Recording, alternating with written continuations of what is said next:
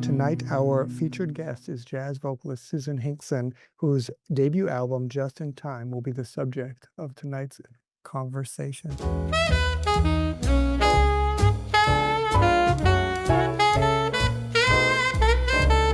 Just in time, I found you just in time. Before you came, my time was running low. I was lost, the losing dice were tossed. My bridges all were crossed, nowhere to go. Now you're here, and now I know just where I'm going. No more doubt or fear, I found my way. For love came just in time. You found me just in time and changed my lonely life that lovely day.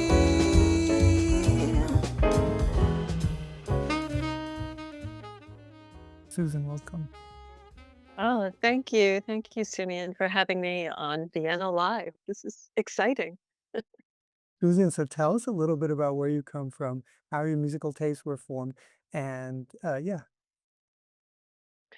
Well, I was born and bred in the great borough of the Bronx in New York, and a very proud Bronxite. And I think that my musical tastes were definitely formed, I think, through my family. We listened to music all the time. I was very fortunate enough to go to a school in which the arts were very much a part of sort of your everyday life. But my mother, especially, who was a musician, fantastic musician, I could never touch what she was able to accomplish.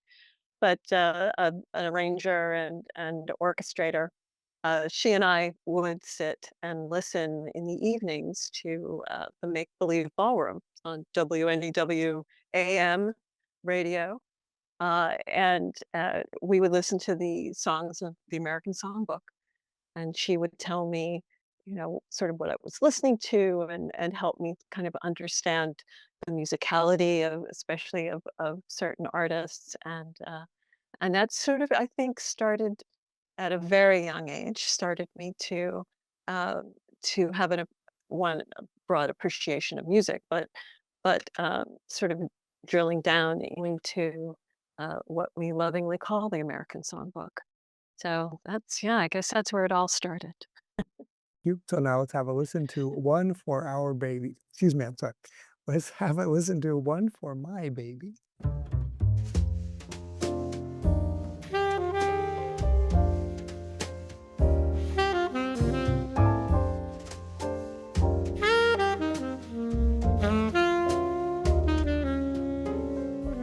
It's 2:45. There's no one in the place except you and me. So set 'em up, Joe. I got a little story I think you should know. We're drinking, my friend,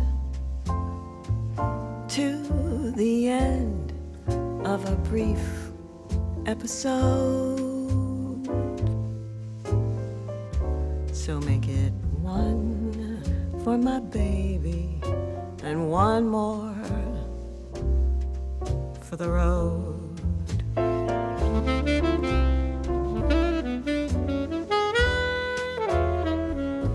I got the routine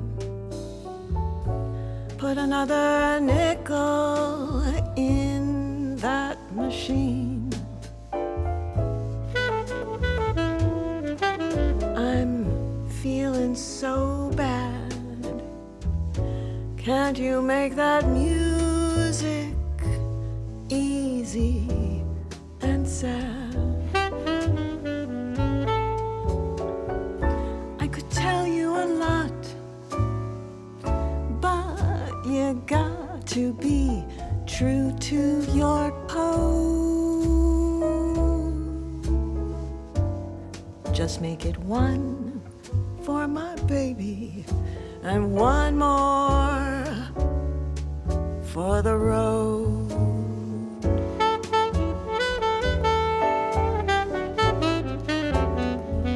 You'd never know it, but buddy, I'm a kind of poet, and I got a lot of things to say. And when I'm gloomy, won't you just listen to me till it's all talked away?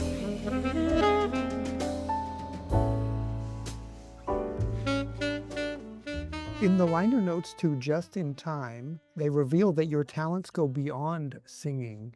Quote, growing up surrounded by the sounds of classic songs via her mother, Margaret Jones, a noted composer and arranger, bolstered by her passion for theater and jazz, and regular vocal performances in church, Hinkson nonetheless took a roundabout route to her recording debut, studying architecture at Pratt Institute in New York and law at New York Law School. Hinkson eventually became a prominent figure in New York City government, working in land use policy and regulation. After her stint in government, she enjoyed a successful career in the private sector. End quote. Tell us the story of a talented woman falling in love with singing, yet deciding to pursue careers far removed from music. Oh my goodness. Well, it is, I guess, a somewhat interesting tale. Uh, I think that I was exposed to a lot of artistic endeavors as a young person, uh, and uh, and growing up, I think I never really sort of had an idea necessarily on exactly what I wanted um, to focus on.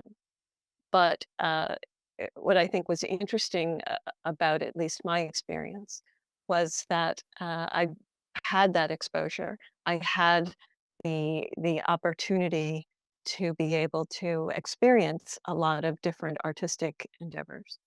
So uh, I'm I think that when I was kind of making a decision on which way I wanted to go, and music certainly had been a great part of my life. Uh, I decided that I also enjoyed being able to envision something sort of up here, and then the idea of creating that physically in the world. So I went off and studied architecture and got my architecture degree. And always though was singing, always was either performing in community theater or doing some sort of musical endeavor. But my life at that time, phase one, shall we say, act one, was really rooted in sort of the architectural world. Uh, and then mid career, uh, maybe act two was an, a desire to express the other side of my brain, and that sort of turned my attention to law, of which my father was a lawyer, so that might have something to do with it. But then understanding that the two sides of my brain weren't exclusive to one another, and I was very fortunate to be able to figure out how to meld those two ideas, kind of the analytical Susan and the artistic free Susan, uh, and was able to put that together in a career with the city of New York. Uh, and what to me was a fruitful career and one that I enjoyed very much, and hopefully I was helpful. But yeah, to really delve into how we live together and how we manage the sort of the disparate desires of each one of us living in one space, living in one city. It's an interesting task because we're not all alike. And I was fortunate to be on the side of the table that got to think about uh, what that really looks like in reality, and how do we regulate how we live so that we can all live together happily, one hopes. Staying on that career, the second act career, so the land use, tell us, did you have any, is there any memory you have, your favorite success or, your favorite story from that career? Oh my goodness, yes, I think there are a few, uh, probably some that shouldn't be talked about in public, so we'll stay away from that. But uh, I think I think what I enjoyed most about the job, and story that thankfully sort of replicated itself, was was being able to help architects and planners and developers to see their way through sort of a a maze, right, of decision making, and how, as a representative of the city, we could all sort of come to a conclusion that was going to be helpful to the city as well as helpful to the developer, in a way that was fair and equitable and made sense for the group. And that's not an easy task because sometimes the city or the municipality and the developer have disparate desires, right? They don't necessarily want the same things.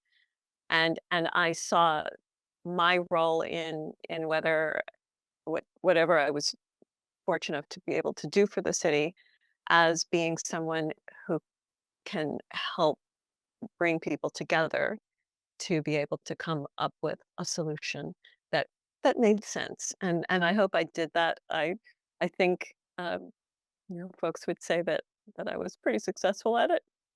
We'll leave it at that, but I hope so. Let's listen to our next song. This is "It Might As Well Be Spring." I keep wishing I were somewhere else, walking down a strange new street, hearing words that I never heard from a man I've yet to meet.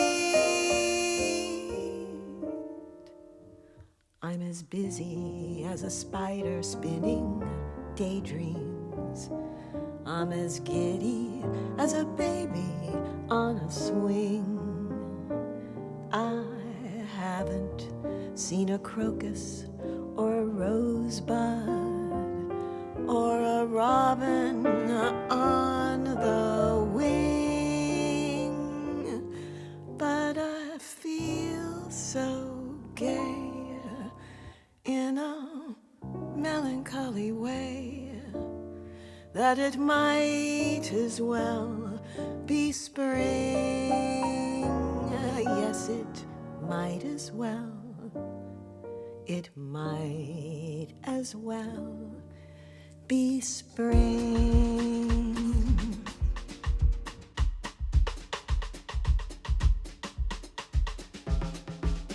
I'm as restless as a willow in a windstorm.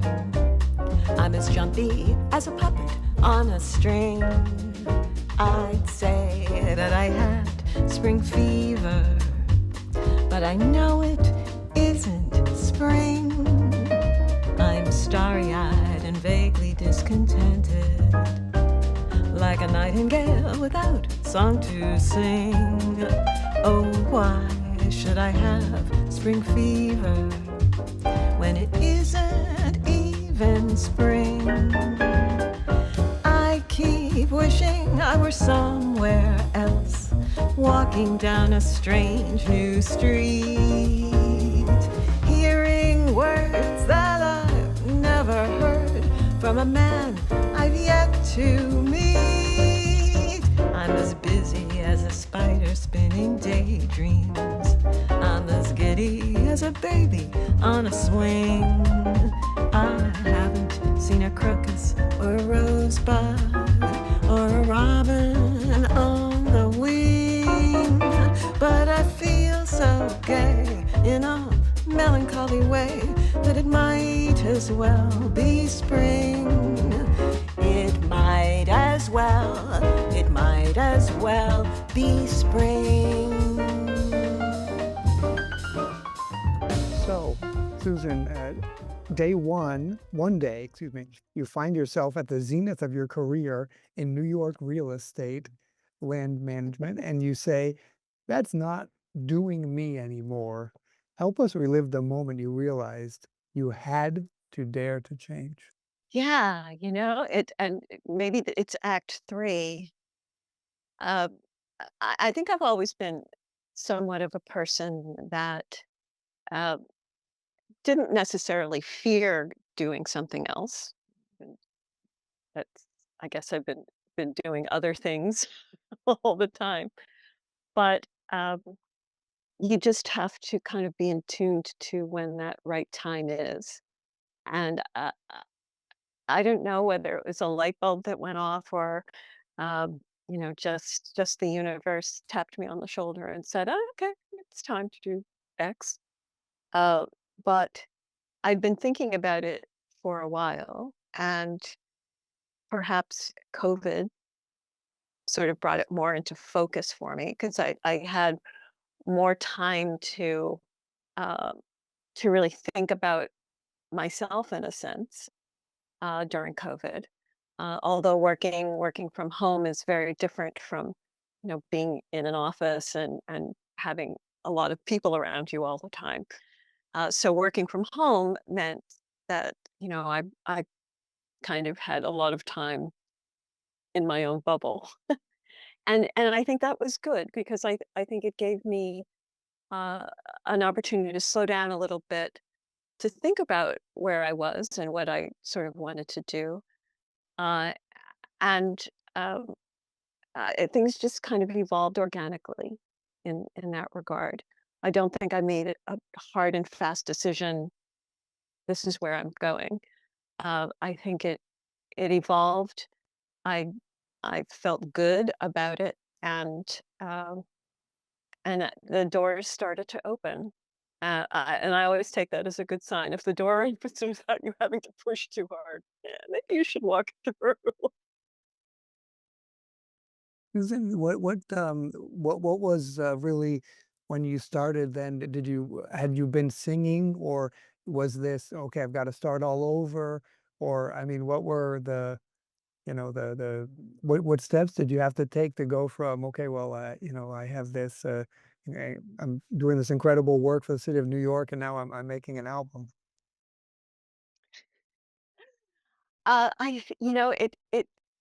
It somewhat came about because of work.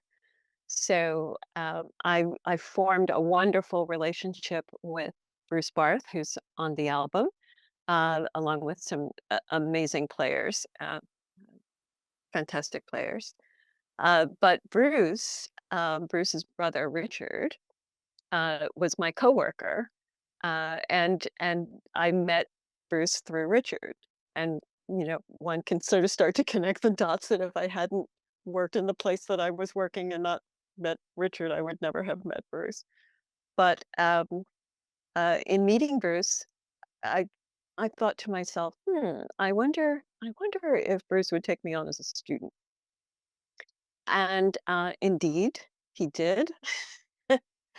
And we started to work together, work on songs, and worked on sort of uh, my style, if you will.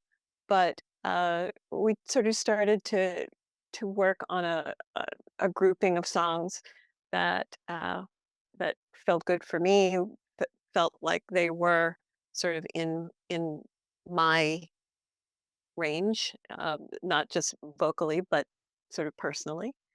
Um, and from there, it was, well, maybe you should record some of this, and it just snowballed from there.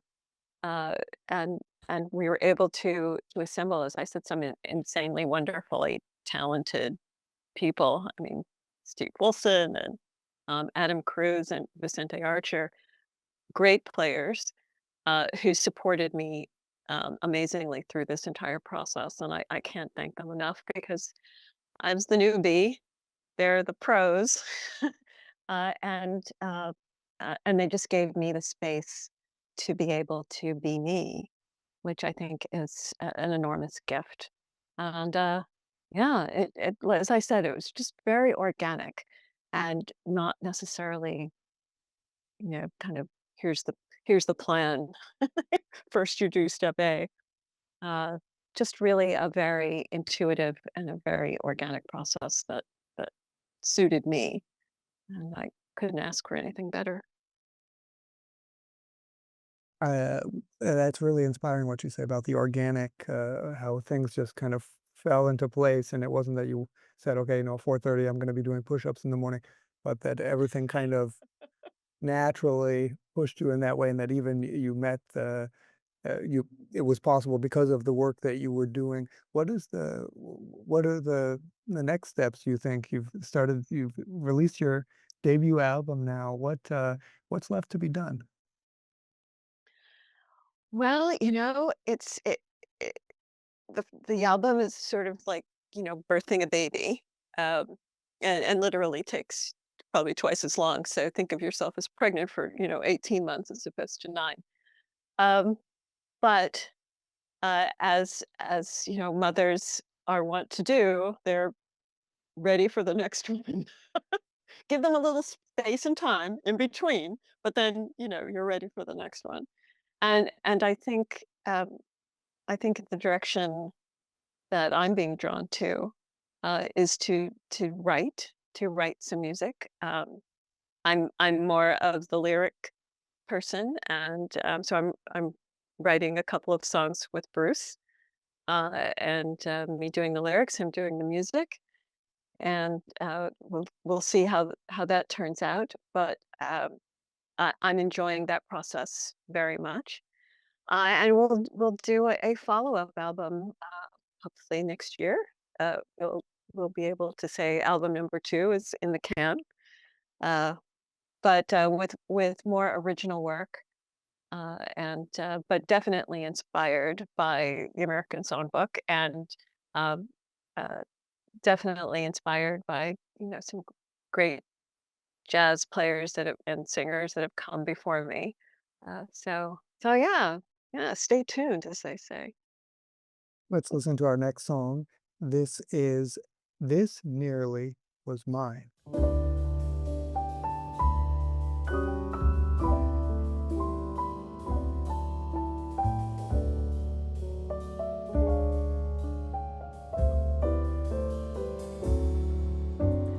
One dream in my heart, one love to be living for, one love to be living for. This nearly was mine. One boy for my dream, one partner in paradise. This promise of paradise, this nearly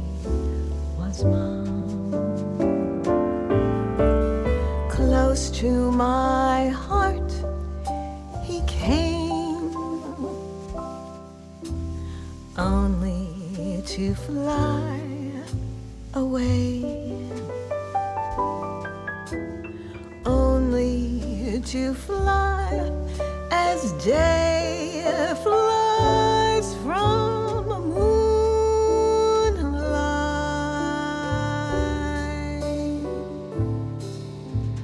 Now I'm alone, still dreaming of paradise, still saying that paradise once nearly was mine. And this brings us to our philosophical part of the conversation. The title of the discussion is Too Late to Change Course. The liner notes to Just in Time disclose that your vision of music is about more than what meets the ear. Quote, I enjoy the quality of storytelling, says Hinkson. My mother would always tell me that the best singers weren't necessarily the ones with the biggest voices, but were the ones who spoke the words in a way that was clear and communicated well. It was all about communication, end quote. Stories involve the protagonist realizing there is a problem, coming to terms with it, coming within millimeters of defeat by it, and ultimately transcending it. Is Just in Time a story of transcendence, and are you the protagonist? Is the story deeper than just desiring to change your day job? Mm, that's a great question. Um, I think yes, indeed, it's deeper than just a desire to change my day job. I could do anything. I could be working in a deli if it was about that. I think I think it's about exercising a part of myself that it's time to exercise that. I not to get too philosophical, but I somewhat believe that everything has its moment, right? There's a season for everything. And it's not so much about age, although age can play into it, but it's not so much about age, it's about just the time. And for me, this is my time to do this part of my life. And it it feels good, it feels right, it feels like this is where I'm supposed to be. And just in time is somewhat indicative as a title is somewhat indicative of that feeling of not only is it about, oh, you want to do this now because you might not ever get a chance to do it again, but it's just in time in the sense of it's that moment in time, it's that place in time, and it's okay to acknowledge that and give voice to that. So indeed, it's just that time to do it. I'm not sure that it's about angst or not liking what I did before. I certainly, enjoyed my career in the real estate world, but um, that doesn't mean that you have to be exclusive to doing the one thing. And I maybe being a Gemini, I'm always of like 2 or 3 or 4 minds, and I'm just exercising one of them at the moment. So yeah, it's time. It's time to do this and made it happen. Let's listen to our final track of the evening.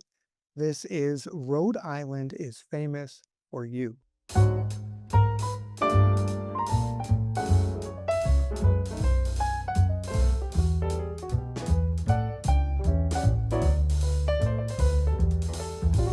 Copper comes from Arizona, peaches come from Georgia, and lobsters come from Maine. The wheat fields are the sweet fields of Nebraska, and Kansas gets bonanzas from the grain. Old whiskey comes from old Kentucky. Ain't the country lucky? New Jersey gives us glue. And you come from Rhode Island, and little Rhode Island is famous for you.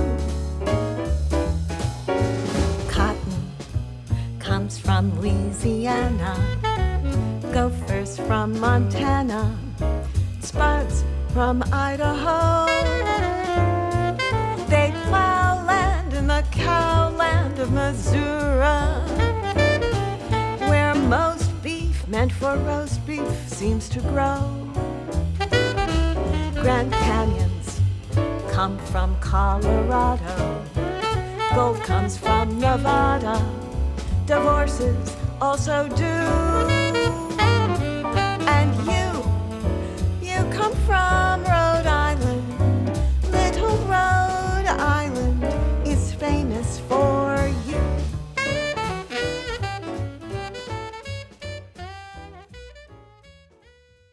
Before we go to our final question, are there any comments? Would anyone like to say anything or ask any questions? Hi, thank you. Hi, Susan. You're from the Hi, Bro nice to see you. I'm from Brooklyn. Hi. Ah, okay, okay. There are people that change, careers, directions in their life as things move along, as you did, which I think is a challenge, but it sounds to me you were up for the challenge, and the proof of the pudding is you did good in, real estate or lawyering, and now you're doing wonderful with, music. Thanks, Dr. Davis. So the final question is, Sure. what do you wish all of us who listen to this album, and maybe you can also add on to that, what do you wish all of us when we realize it's just in time? I well, I do hope that when you listen to the album and you listen to the individual songs that, in some way, I have been able to communicate my love for the song, but um, to leave a space open for the listener to, have some emotional response to what is being sung and what is being said by the song, to enjoy it in that way, a personal way. That would be my hope, and hopefully I've been able to do that. And just in terms of doing your thing when the time is right. Uh, eh, you know, jump off the cliff. Not stupidly, but with intention and the desire to understand that if you've lined it up and you can you got enough runway. Doesn't matter how old you are. It doesn't matter. And you could be 10 or you could be 90. Uh, if if it's right, go for it. And success isn't always necessarily measured by how much money you made, but it's maybe by the either the joy that you've given somebody else, or how you internally have felt about what you're doing. So that's yeah. Let's see how we can get the album. It's easy enough. It is susanhinksonmusic.com.